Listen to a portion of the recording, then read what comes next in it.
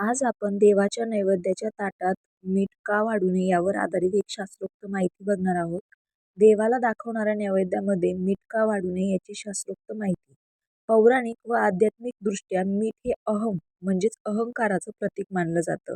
आपला अहंकार सोडा असे अध्यात्म वारंवार सांगत असतं.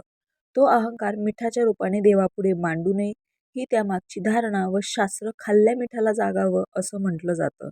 आपण त्याच्याकडचं मीठ खातो त्याचा आपण कायमचा ऋणी होतो. परंतु देवाला तर आपल्या कर्माचा न्यायनिवाडा करायचा असतो, त्यामुळे त्याला आपल्या ऋणात आपण अडकवून चालणार नाही.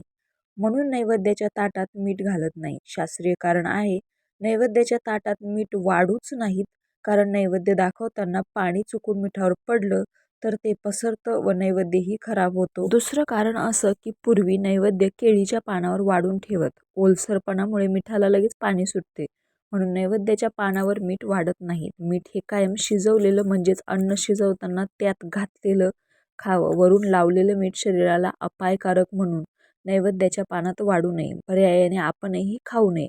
पण आपण नैवेद्य दाखवून झाल्यावर पानात मीठ वाढून घेतो आणि मग बीपीची गोळी. मीठ समुद्राच्या पाण्यापासून बनवतात. अगस्त्य ऋषींनी समुद्र पिऊन मूत्रावाटे परत सोडल्याने तो खारट झाला असे मानतात. म्हणून नैवेद्याच्या ताटात मीठ त्याज्य समजले जाते. साखर सत्वगुण आहे, मीठ रजोगुण आहे आणि तिखट तमोगुण आहे.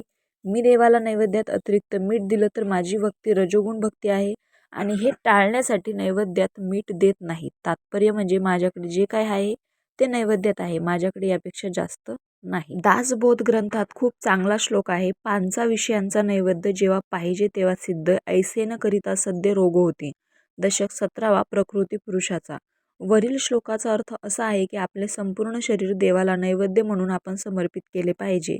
विषय म्हणजे पृथ्वी, वायू, तेज, आप आणि आकाश म्हणजे आपले शरीर या 5 गोष्टींनी बनवलेले आहे. अति सर्वत्र वर्जते ह्या उक्तीप्रमाणे पदार्थातील अन्नाला फक्त चवीपुरते लवण म्हणजेच मीठ, क्षार असावेत. नंतर देखील पानात शक्यतो मीठ घेऊच नये. वरून मीठ घातल्यास ते अन्नभक्षण करणाऱ्याचा चवीचा भाग असतो. रामकृष्ण हरी.